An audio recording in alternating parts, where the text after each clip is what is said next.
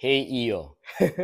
I want to get your reaction first to the wage hike and how Mm. it was, I don't know, I guess killed by the Senate. What was your immediate reaction when you heard about that?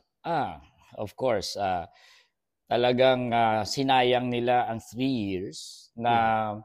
pinaglaban ng organized labor, itong wage hike na to. It is ironic ano kasi the Senate, yan yung unang nagpasa ng Okay. wage hike bill. Way back ay in 2022, Mhm. nagtaas na ang Senado ng 100 pesos. Mhm.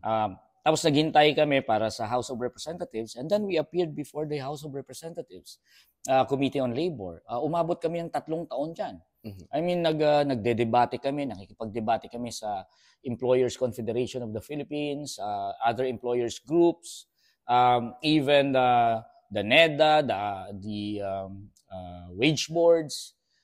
They were against the wage hike. Nagdala kami ng mga expert from UP, from Ateneo. We rebutted yung kanilang claim na it will adversely affect our economy. It will result in inflation. Maraming mga expert na ekonomista na nagsabing it won't lead to inflation. Talagang kailangan nang magtaas ng sahod because our wages here, Iyo, is below the poverty threshold. Saan ka makakita ng bansa na when sweldohan ng mga manggagawa, babagsak sila sa below the poverty line? Mhm. It is really a necessity na.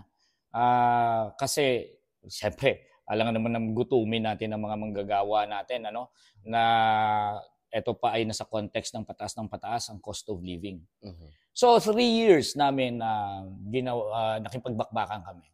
And yet, nung napasa na ng House of Representatives, Mhm. finally, debunking all the claims ng mga employers groups na it will lead to inflation, babagsak ang ekonomiya, magsasara sila. Okay? After the thorough hearing. Mhm. Then last minute na lang, di ba? Pinasa na ng House of Representatives, 200 ang pinasa ng House of Representatives. Ang kailangan lang gawin ng Senado at ng House ay umupo sila sa isang bicameral conference committee. At they will have to reconcile yung kanilang sariling wage bills. Mhm. Kasi ang isa 100, isa 200. Mhm. Pagkatapos nilang i-reconcile, dapat ipasa na yan kay Bongbong Marcos, signed, Oo. then tapos na dapat. Di ba? Oo. So sa very last minute na yan, Mhm. yung 3 taon na pinaghirapan, kasama sila. Mhm. Tinapon lang nila ng ganun. So ano ibig sabihin nito? Ang ibig sabihin nito, talagang hindi sila sincero sa pagtaas ng sahod ng mga manggagawa. Pag-alleviate ng suffering ng mga manggagawa. Hindi sila sincero kasi patapos na eh. Mhm. 'Di ba? Lahat ng mga pinaghirapan nakasama sila, Oo. ay itinapon lang nila ng ganun. Do you think this will move over to the 20th Congress? Do you think there's more potential for it to be passed in the Kasi 20th Senate also? I don't know if papasa sa ganitong klaseng Senate o kaya House, ano. Pero the demand na para itaas ang sahod ay talagang isang permanent na demand. Mhm. Kasi hindi naman yan isang parang trip lang, Oo. di ba?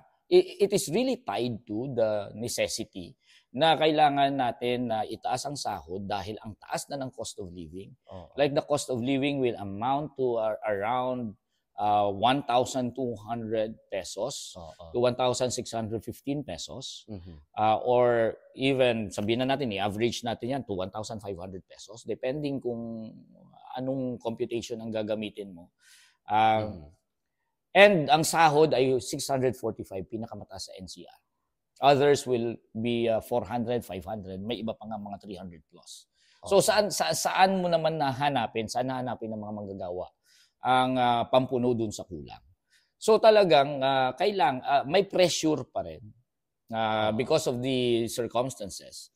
Magkakaroon pa rin yan ng pressure na itaas ang sahod. And magkakaroon pa rin ng pag-iit ang mga manggagawa. Organized labor will still demand na itataas ang sahod. And I don't know kung ano ang gagawin ng ating mga mambabatas kung if they will heed the call na itaas na ang sahod. Hey there, thanks for watching the highlights of the Hey EO podcast. If you enjoyed, why don't you like this video and subscribe to my channel? You may also watch the full episode by clicking the clip in the middle.